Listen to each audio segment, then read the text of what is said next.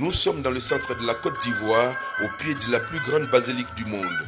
Yamoussoukro, ville des lacs aux Caïmans, village natal du premier président de la République de Côte d'Ivoire et capitale politique du même pays. C'est dans cette ville symbolique que les 39 coureurs se sont donné rendez-vous ce jeudi 23 septembre pour l'étape 5 du 27e Tour cycliste de Côte d'Ivoire. Il est plus de 11 heures, le soleil est presque au rendez-vous et le mercure a franchi la barre de 35 degrés quand le directeur de course et autres techniciens donnent le top départ des 70 km à parcourir.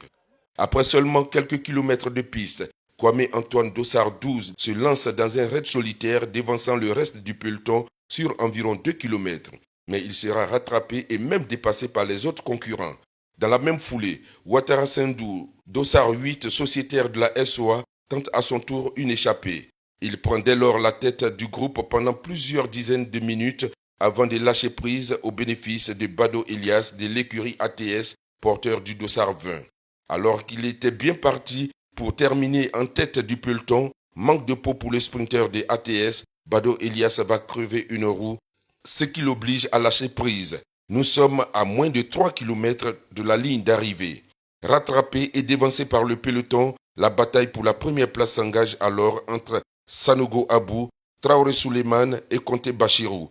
Les trois coureurs qui se disputent le leadership depuis le début de la compétition.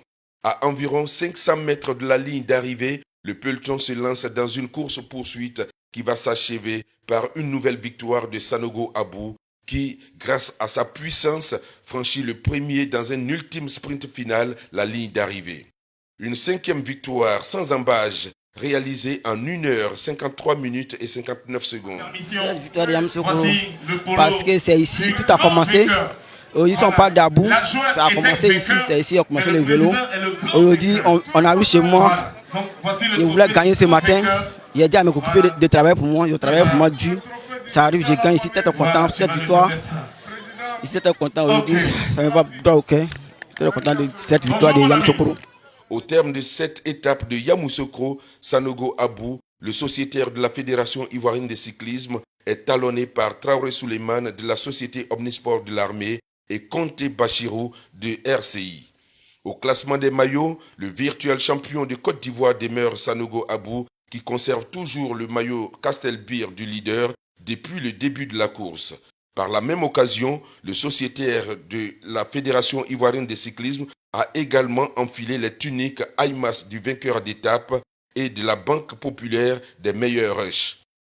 Le maillot Culture Ivoire Télévision CITV du Fair Play est revenu à Loukou Kwaku Alexis de Côte d'Ivoire quand Koné Seydou de RCI se contente lui de celui de la Cour arbitrale de Côte d'Ivoire, Kassi du plus jeune coureur.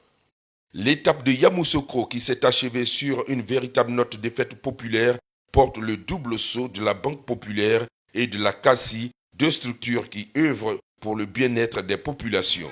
Nous avons des valeurs et je pense que l'une des premières valeurs c'est la proximité. Et pour manifester cette proximité-là, on a mis en place des agences, proches des agences, on a 75 agences.